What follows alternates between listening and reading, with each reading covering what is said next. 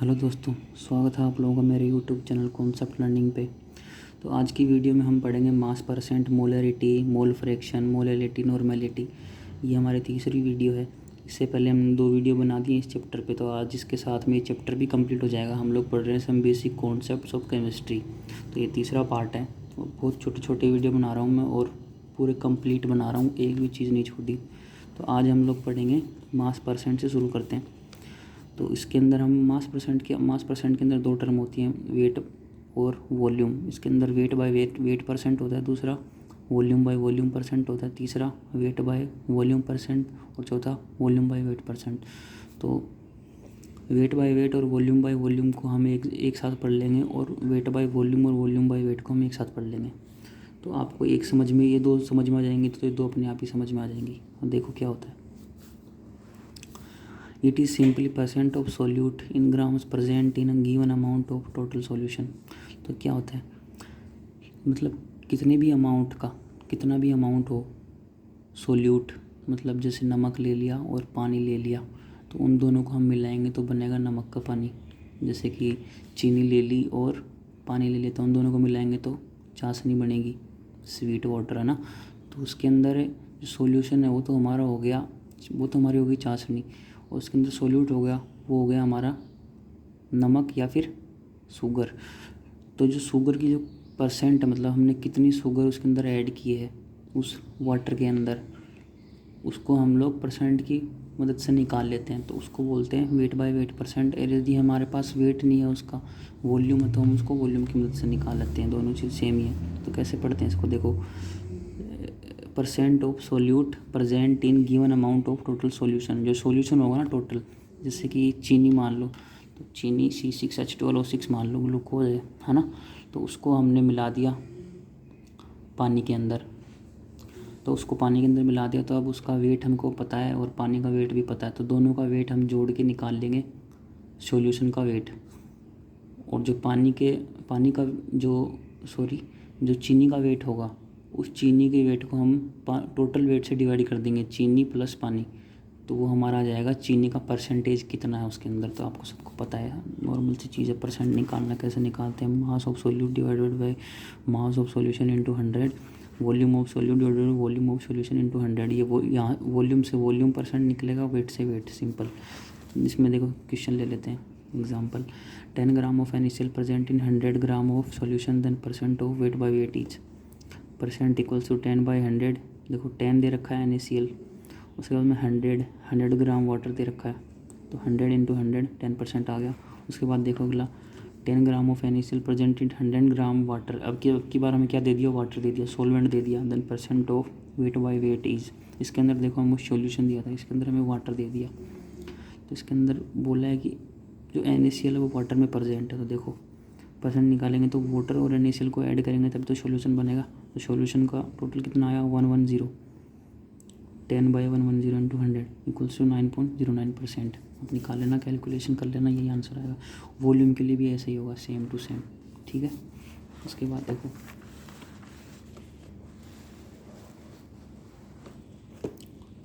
उसके बाद है wait by volume percent. Wait by volume percent क्या होती है, it is simply percent of solute present in given amount of solution in millilitres.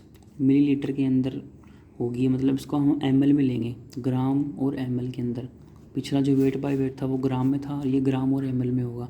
तो इसके अंदर भी वो ये सेम, उसके अंदर मास बाय मास था, इसमें मास बाय वॉल्यूम है, बस टर्म चेंज हो गई हमारी, है ना।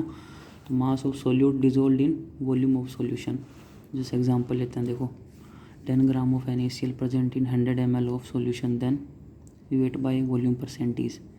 10 हमारे पास NaCl है, 100 ml हमारे पास सॉल्यूशन है, तो 10/100 इंटू 100 10% वेट बाय वॉल्यूम, ठीक है।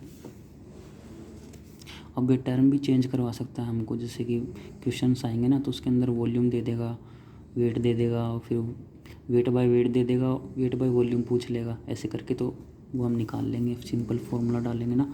तो मास ऑफ जो सोल्यूट होगा वो सभी में कॉमन है। देखो आप वॉल्यूम बाय वेट निकालेंगे तो उसके अंदर मास ऑफ सॉल्यूशन कॉमन होगा, है ना। तो देखो इसके अंदर और वॉल्यूम बाय वेट में और वेट बाय वॉल्यूम दोनों सेम है, सेम फॉर, मतलब यही चीज़ होगी उसमें। और same for volume, wait by wait जो हमने पढ़ा था। ठीक है, तो आप समझ गए कौन सा सेम है कौन सा डिफरेंट। उसके बाद हम पढ़ेंगे मोल फ्रैक्शन। तो मोल फ्रैक्शन में क्या देखो, it is number of moles of solute dissolve in number of moles of solution. तो मोल फ्रैक्शन से मतलब नाम से पता लग रहा है, फ्रैक्शन मतलब कि किसी चीज़ का फ्रैक्शन होगा किसी भी चीज़ के अंदर, तो ये मोल्स का फ्रैक्शन है, मोल फ्रैक्शन लिख रखा था, मोल का फ्रैक्शन है। अब सोल्यूट के मोल का फ्रैक्शन पूछ लिया तो उसका formula moles of solute divided by total moles of solution. Solvent का पूछ लिया, moles of solvent divided by total moles of solution. जैसे कि NaCl मान लो डिज़ोल्व कर दिया वाटर के अंदर, तो मोल सोल्यूट है मान लो हमारे पास NaCl, और जो सॉल्वेंट है वो हमारे पास है वाटर। तो अगर सोल्यूट का पूछ लिया है ना, तो उसके अंदर हम कर देंगे moles of NaCl divided by moles of total NaCl plus H2O, उन दोनों को जोड़ के जो टोटल आएगा वो। वाटर का पूछ लिया तो moles of water divided by moles of NaCl plus moles of water. जैसे देखो एक क्वेश्चन में दे रखा है, देखो 2 moles of NaCl present in 100 moles of solution of water, find solute and solvent fraction। तो देखो सोल्यूट एक सोल्यूट कितना होगा, 2 मोल्स दे रखे NaCl के डिवाइडेड बाई 100 मोल्स हमारे पास सॉल्यूशन है, 1/50 0.02 आएगा आंसर, है ना। मतलब मोल फ्रैक्शन जो होगा सोल्यूट का वो 0.02। उसके बाद में सॉल्वेंट का पूछ लिया, तो सॉल्वेंट का कैसे निकालेंगे, देखो 2 मोल्स NaCl है, 100 मोल्स टोटल सॉल्यूशन है, तो 2 माइनस कर देंगे, 98 क्या है हमारे पास सॉल्वेंट है, तो सॉल्वेंट के मोल्स 98 डिवाइडेड बाई 100.98 हमारे पास मोल फ्रैक्शन आ गया सॉल्वेंट का। अब देखो अब पढ़ेंगे हम मोलरिटी। तो मोलरिटी बहुत इंपॉर्टेंट टर्म है। एक ये क्या होती है कंसेंट, देखो मोलरिटी, मोलरिटी, नॉर्मलिटी तीनों कंसंट्रेशन टर्म है। तो ये आपको याद रखना है कि ये तीनों कंसंट्रेशन टर्म होती हैं। तो अब शुरू करते हैं हम लोग मोलरिटी से। तो मोलरिटी क्या होती है, सबको आपने पढ़ा तो होगा वैसे ये कि number of moles of solute divided by volume of solution in litre, वो मोलरिटी होती है। तो एक बार फिर भी देख लो इसको, फॉर्मूला ही है इजी सा। इसकी डेफिनेशन होती है given by number of moles of solute इन पर लीटर सॉल्यूशन। जो भी मोल्स होंगे वो पर लीटर सॉल्यूशन में होंगे, उसको हम लोग बोलते हैं मोलरिटी। तो इसके ऊपर क्वेश्चन प्रैक्टिस करते हैं। देखो अब इसमें एक चीज़ और है, देखो ये फॉर्मूला है नीचे, ये मेरे को ऊपर लिखना था लेकिन मैंने नीचे लिख दिया, ये M1V1 इक्वल्स टू M2V2, ये इसके नीचे लिख लेना आप, इस फॉर्मूले के नीचे। उसके बाद में क्वेश्चन प्रैक्टिस करते हैं। What is the molarity of A solution with A mass of solute 10 kg mass and 100 litre volume, given molar mass of solute is 1000 ग्राम। तो इसमें सिंपल सा, देखो पहले आप कर लो इसको प्रैक्टिस, उसके बाद मैं बताता हूँ कैसे होगा।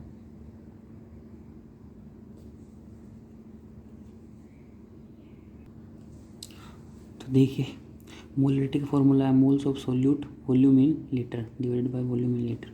तो मोल्स ऑफ सोल्यूट, देखो मोल्स ऑफ सोल्यूट तो हमें दे रखी है, मास दे रखा है, तो उसका मोलर मास पता लग जाए तो निकल जाए। तो मोलर मास 1000 गिवन है, डिवाइड कर देंगे तो 1/100 इसका आ जाएगा, मोल्स आ जाएगा। देखो 10 × 10 डिवाइडेड बाई 1/1000। उसके बाद में इसको 100 से डिवाइड कर दिया। 100 क्या है, वॉल्यूम है लीटर के अंदर, तो 100 किस लीटर के अंदर वॉल्यूम है, लेकिन दे किस में रखी है, दे किस में रखी है हमको, तो ये हमें दे रखी है लीटर के अंदर, तो लीटर के अंदर ही लिख देंगे। उसके बाद में देखो मास जो हमारा है वो आया ग्राम में, तो ग्राम से हम उसको केजी में मतलब केजी में कन्वर्ट करेंगे, तो उसके बाद में जो वैल्यू होगी वो कट जाएगी। तो इसको केजी में कन्वर्ट कर लो, या फिर जो हमारा जो 1000 ग्राम है इसको केजी में कन्वर्ट कर लो, या फिर केजी को ग्राम में कन्वर्ट कर लो, एक ही बात है। तो हमारे मोल्स आ जाएंगे। आपको पता है कि दोनों चीज़ सेम होनी चाहिए, मोलर मास और गिवन मास का जो यूनिट सिस्टम होता है, जैसे कि ऊपर ग्राम आएगा तो नीचे भी ग्राम ही आएगा, ऊपर केजी तो नीचे भी केजी। ऐसा नहीं है कि ऊपर ग्राम नीचे केजी, ऊपर केजी नीचे ग्राम, तो दोनों सेम होना चाहिए। तो हमारा जो मोलरिटी निकल के आएगी वो आएगी 0.1। उसके बाद अगला क्वेश्चन देखो, what is the molarity of the mixture of 2 solution, first solution 4m and 10 litre, second solution 2m and 40 litre. तो मोलरिटी को कैपिटल M से डिनोट करते हैं। तो इसकी मोलरिटी दे रखी है 2m और 40 लीटर सॉल्यूशन है, दूसरा है उसकी 4m और 10 लीटर सॉल्यूशन है। तो उसमें पूछा दोनों को मिक्स कर दिया तो फाइनल मोलरिटी कितनी होगी सॉल्यूशन की। तो देखो M1V1 M2V2 बराबर मतलब दोनों इक्वल होते हैं मोलरिटी के केस के अंदर। ये आपको याद रखना है, M1V1 इक्वल्स टू M2V2, ये फॉर्मूला ही है।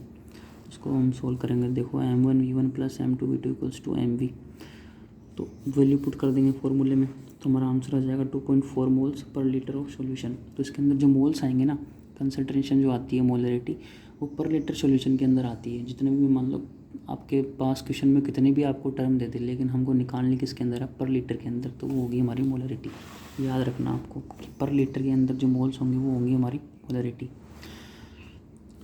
तो molarity is the concentration of किसकी होती है, सॉल्यूशन की होती है, तो सॉल्यूशन होगा इसका।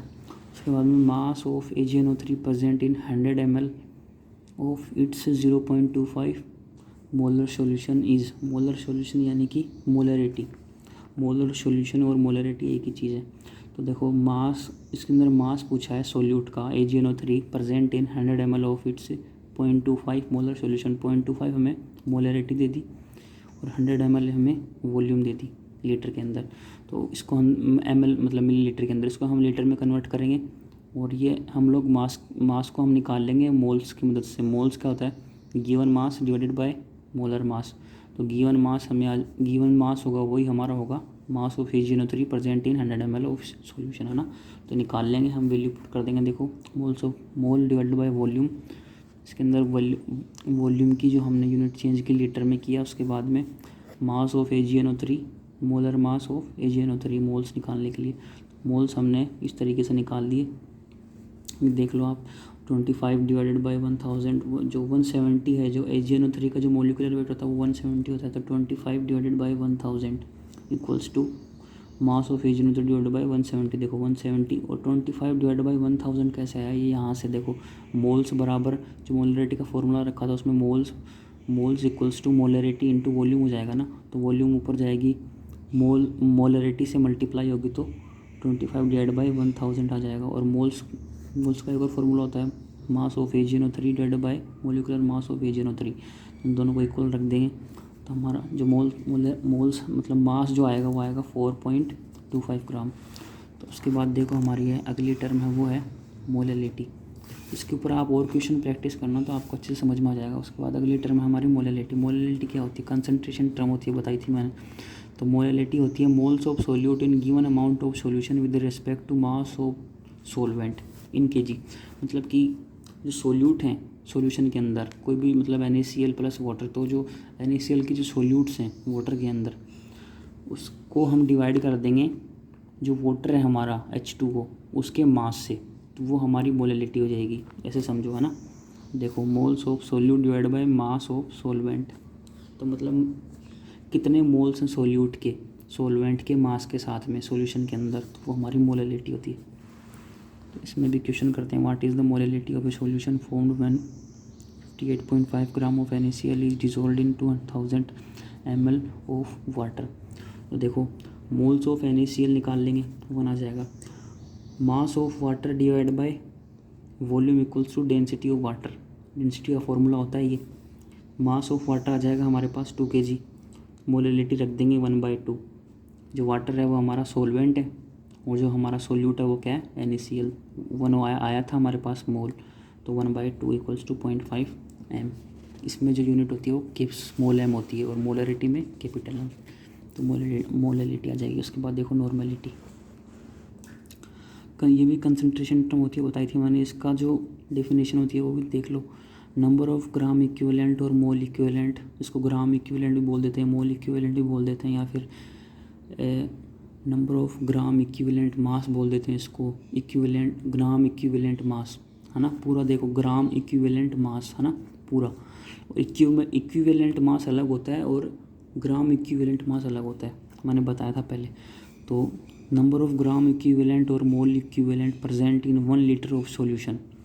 तो नॉर्मेलिटी का फॉर्मूला देखो आप, ऊपर आएगा मोल इक्विवेलेंट। अब तक हम मोल ले रहे थे लेकिन अब आएगा मोल इक्विवेलेंट और ग्राम इक्विवेलेंट, दोनों में से एक ही चीज़ है दोनों।